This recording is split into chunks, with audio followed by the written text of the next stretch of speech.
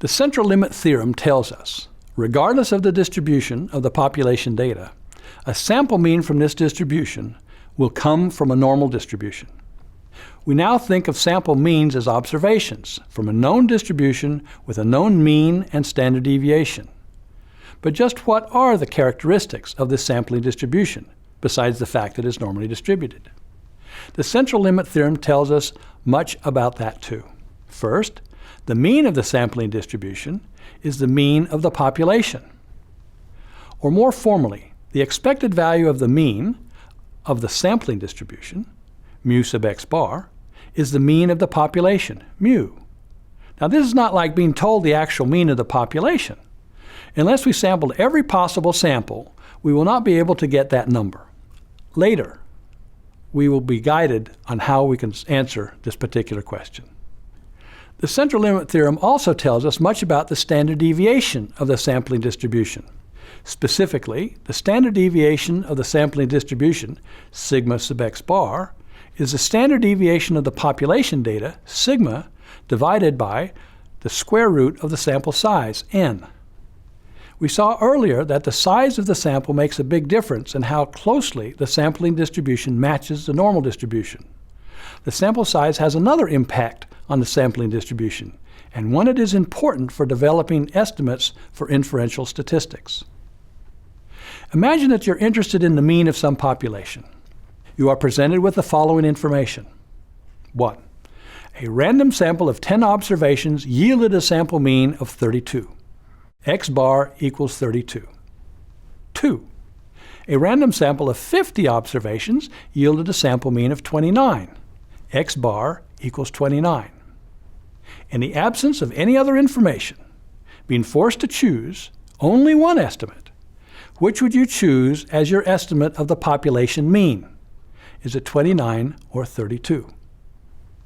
I have asked this question dozens of times to thousands of students and have always had the same answer. Choose 29. This is the intuitive answer, and in this case, it is correct. When asked to defend the choice, the answer is again correct. The mean, 29, comes from the larger sample of 50 versus the sample size of 10. But when asked to explain why that matters, the answers get a bit off track. Mostly, the response is, with a larger sample, weird observations that crept into the sample will be offset by other weird observations. But if the sample is truly random, this can't be the whole answer. Recall that the central limit theorem tells us that the standard deviation of the sampling distribution is sigma divided by the square root of n, the sample size. If we compare 3 sampling distributions for the same population, but with different sample sizes, we will get something that looks like this. As the sample size increases, the standard deviation decreases.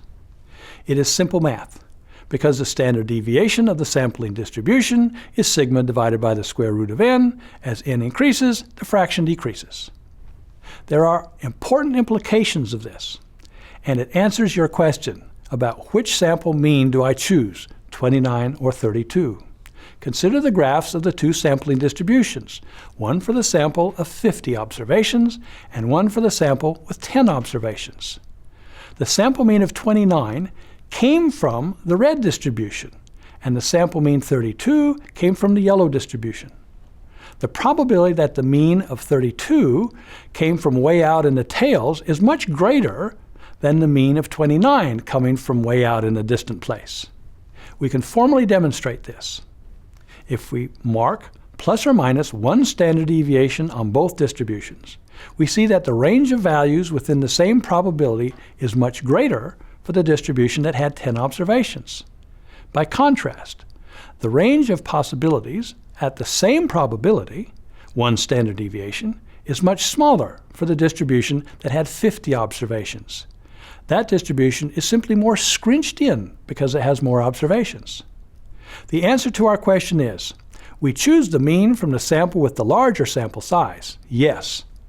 And this is because the sample mean, 29, comes from a distribution that has a smaller standard deviation, and therefore has a narrower range of possibilities for the true population mean at a constant probability.